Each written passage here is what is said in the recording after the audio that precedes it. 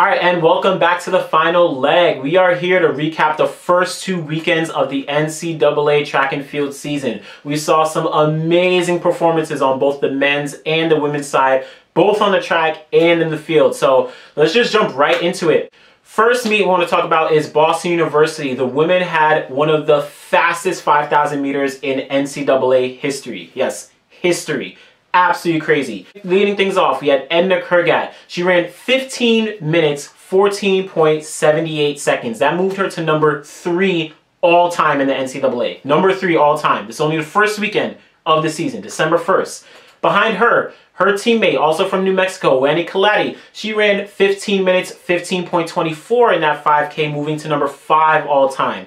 Then 2 other ladies right behind them. We had Sharon Lokedi of Kansas. She moved to number 6 all time. And Ali Ostrander of Boise State. She moved to number 7 all time. So 4 women broke into the top 10 all time in the NCAA first weekend of the track season. Kurgat actually finished 2nd indoors at national championships last year. She finished behind Schweitzer of Missouri, who already graduated. So Kurgat's likely going to have the target on her back going into nationals this year. Next up, from Kentucky, we had Marie-Jose Ebwabile. She dominated the triple jump this past weekend. She jumped 13.78, which is actually her 2nd farthest jump indoors all time for her. She did really amazing. Past couple seasons, she's been doing really well. She finished 6th indoors in the triple jump last year, and then she finished 3rd outdoors. So pretty consistent. Hopefully she can stay consistent this year and go into indoors to redeem herself from that 6th place finish last year. Next up, we have Bailey Ritzlaff of North Dakota State. So at her home meet in Dakota, she managed to throw 16.94 meters in the shot put. It's a personal best for her and a throw that would have gotten her into NCAAs last year. So really good start to the season for her. Hopefully, again, she can stay consistent as well and show up at NCAAs, hopefully contend for an All-American spot there. Finally, on the women's side, Texas A&M competing at their own home meet. The 4x4 started off really well. They managed to run 3 minutes, 35.25 seconds. That's an excellent start to the season. That's a time that would have contended to get into NCAAs last year. They didn't do as well indoors last year at NCAAs. They finished in the top 8, but not as well as they probably should have. So hopefully they can really improve. They can go into indoors and really contend for one of those top 3 spots at nationals. So moving on to the men's side, a lot of great performances for the men as well on all levels, not just Division 1. And we're just going to start it off with Kenny Dednarak of Indiana Hills Community College. Yes, Community College. It's a junior college. He's actually a freshman at Community College, and he managed to run 45.93 in that 400 meters. 45.93. He's a freshman at Community College, and he ran a time that would have gotten him comfortably into NCAAs. So amazing from him. Likely, we're going to see him compete for a year or 2 more in the junior college ranks, probably move over into the NCAA ranks after that. Again, unfortunately, he only competes in junior college, so we'll see him at junior college nationals indoors.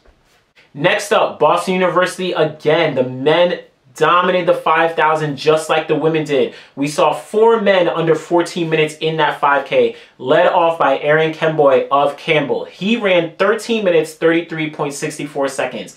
That time would have been 4 seconds, or is 4 seconds faster than the fastest time all season last year. So absolutely dominating, only the first meet of the season. He finished 8th last year at Indoor Nationals, so hopefully he can stay consistent and redeem himself and finish a little bit higher at Nationals this coming year. Next up, Chad Zallo of Youngstown State. This weekend competing at a home meet, he managed to run 7.69 in the 60-meter hurdles. An amazingly fast time for this time of the year. All right, so he managed to actually finish 5th last year at Indoor Nationals. He ran just a little bit faster than he did now. He ran 7.64, I think, to finish 5th. So he's already probably ahead of the game from where he was last year. Hopefully he can stay consistent. Hopefully he can get to nationals and finish a little bit higher than what he did. Next up, we have Isaac Grimes of Chadron State. Division 2, long jump. He managed to jump 7.95 meters in that long jump. It's a personal best for him. That's a jump that would have gotten him into NCAAs comfortably last year as well.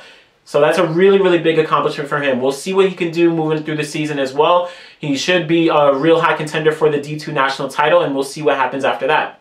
Finally, Brett Neely of Kansas State. He was competing at a home meet this weekend and managed to throw 20.15 in the shot put.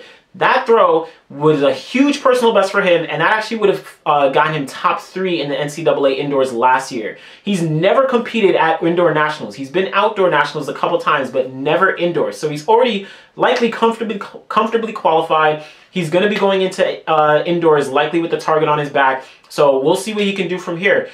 Hopefully he can stay consistent like the others and really go for, you know, if not the title, but at least one of the top spots at indoor nationals. So those are some of the top performances that we saw these past 2 weekends in the NCAA. There's a lot more to come. A lot of schools are going to be taking their break, then coming back likely the 2nd or 3rd week of January to really start their seasons off. So we'll see what happens. Leave a comment below on what you think were some of the highlights from these past 2 weekends and what you're looking for this NCAA season. All right, we'll be back next time. Thanks.